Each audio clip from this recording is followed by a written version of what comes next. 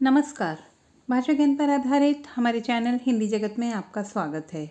हमारा आज का वीडियो कक्षा 12वीं की पाठ्य पुस्तक आरोह भाग 2 के पद्य खंड के अंतर्गत कुंवर नारायण जी द्वारा रचित कविता के बहाने पर आधारित है।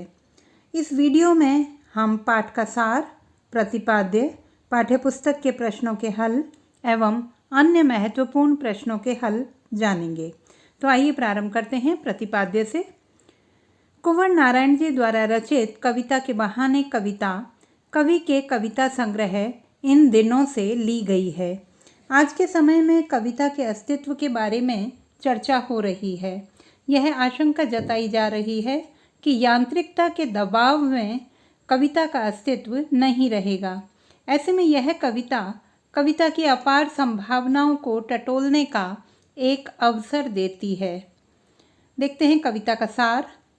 कविता के बहाने कविता में कविता की शक्ति पर प्रकाश डाला गया है। कवि का मानना है कि कविता में चिड़िया की उड़ान, फूलों की मुस्कान और बच्चों की क्रीड़ा तीनों का समावेश है। यह तीनों अपने आप में सुंदर होते हुए भी ससीम हैं। चिड़िया की उड़ान की सीमा है, फूल के खिलने के साथ उसकी परिणति निश्चित है, लेकिन बच्चे के सपने असीम हैं।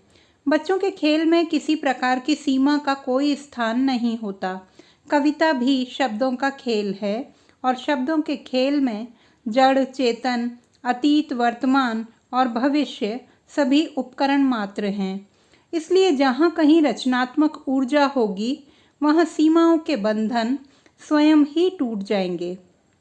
फिर वह चाहे घर की सीमा हो, भाषा की हो या समय की हो। बात करते हैं पाठ्यपुस्तक के प्रश्नोत्तर की। प्रश्न 1, इस कविता के बहाने बताएं कि सब घर एक कर देने के माने क्या हैं। उत्तर, सब घर एक कर देने का तात्पर्य भेदभाव, अलगाववाद को समाप्त करके अपनत्व का प्रसार करना है। जिस प्रकार बच्चे खेलते समय धर्म, जाति, संप्रदाय, छोटा बड़ा, अमीर गरीब आदि का भेद नहीं करते और समाज को सद्भाव का पाठ पढ़ाते हैं, ठीक उसी प्रकार कवि भी रचना सृजन में समाज के प्रति भेदभाव भूलकर सबको एक मानकर अपनी बात कहता है। कविता भी किसी सिद्धांत विशेष या वर्ग विशेष की अभिव्यक्ति नहीं करती। कविता शब्दों का खेल है। कविता का कार्य समाज में एकता और सद्भाव कायम करना है। प्रश्न 2, उड़ने और खिलने का कविता से क्या संबंध बनता है। उत्तर, उड़ने और खिलने का कविता से सीधा संबंध है। चिड़िया आसमान में एक निश्चित ऊंचाई तक उड़ती है, जबकि कविता कल्पना के सहारे असीमित ऊंचाइयों को छूती है। वह देश काल की सीमाओं को लांघ जाती है। खिलना शब्द विकास का सूचक है। फूल विकसित होकर अपने सौंदर्य व गंध के माध्यम से समाज में आनंद का प्रसार करता है। ठीक इसी प्रकार कविता भी मानवीय भावों से विकसित होकर विविध रूपों में बंधकर हर युग में मानव को आनंद देती है। प्रश्न 3, कविता और बच्चे को समानांतर रखने के क्या कारण हो सकते हैं। उत्तर, कविता और बच्चे दोनों का ही क्रीड़ा क्षेत्र अत्यंत व्यापक होता है। बच्चे खेलते कूदते काल, जाति, धर्म, संप्रदाय आदि का ध्यान नहीं रखते। उन पर किसी सीमा का कोई बंधन भी नहीं होता। खेल में वे अपने पराये का भेदभाव भूल जाते हैं और उनका संसार वृहद हो जाता है। ठीक इसी प्रकार कविता भी शब्दों का खेल है, जिसमें जड़, चेतन, अतीत, वर्तमान, भविष्य आदि उपकरण के रूप में प्रयुक्त होते हैं। बच्चों के असीम सपनों की भांति ही कवि की कल्पना की भी कोई सीमा नहीं होती।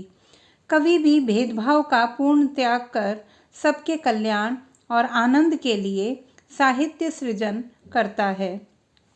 प्रश्न 4, कविता के संदर्भ में बिना मुरझाए महकने के माने क्या होते हैं। उत्तर, फूल क्षण भंगुर होता है। वह निश्चित समयावधि तक अपनी महक बिखेर कर जल्दी ही झड़ जाता है, किंतु कविता कभी मुरझाती नहीं है। कवि के अनुसार कविता अमर होती है और युग युगांतर तक मनुष्य को प्रभावित करती है। अपनी जीवंतता की वजह से इसकी महक वर्षों तक बरकरार रहती है। हम हजारों वर्षों पहले लिखी गई कविता का आनंद आज भी ज्यों का त्यों ले सकते हैं। अब देखते हैं कुछ अन्य महत्वपूर्ण प्रश्न। प्रश्न 1, कविता के बहाने कविता का कथ्य, संदेश, उद्देश्य अपने शब्दों में लिखिए। उत्तर, कविता के बहाने कविता की शक्ति और प्रभाव पर प्रकाश डालती है। कवि के अनुसार कविता का फैलाव आसमान में विचरण करने वाली चिड़ियों से भी अधिक ऊंचा और विस्तृत है। कवि की कल्पना चिड़िया की उड़ान की तरह सीमित नहीं होती। कविता की सुगंध और सौंदर्य भी फूलों के सौंदर्य और सुगंध से अधिक स्थायी और अनंत होता है। कविता कालजयी होती है। बच्चों के खेल सी आनंददायक, भेदभाव रहित कविता प्रकृति और मनुष्य के सभी सरोकारों को समेटते हुए उनसे अधिक व्यापक, आनंदपूर्ण और महान होती है। प्रश्न 2, भाव स्पष्ट कीजिए। कविता एक खिलना है फूलों के बहाने, कविता का खिलना भला फूल क्या जाने। उत्तर, कवि के अनुसार कविता भी फूलों के समान खिलती है, महकती है, परंतु फूल एक निश्चित समय के पश्चात मुरझा जाता है, जबकि कविता लोगों को अनंत काल तक अपने भावों की सुगंध से महकाए रखती है, आनंदित करती है। कविता की महक, ताजगी और सरसता का आनंद भला फूल या जड़ प्रकृति कैसे समझ सकती है। प्रश्न 3, कविता के बहाने कविता के कवि को क्या आशंका है और क्यों।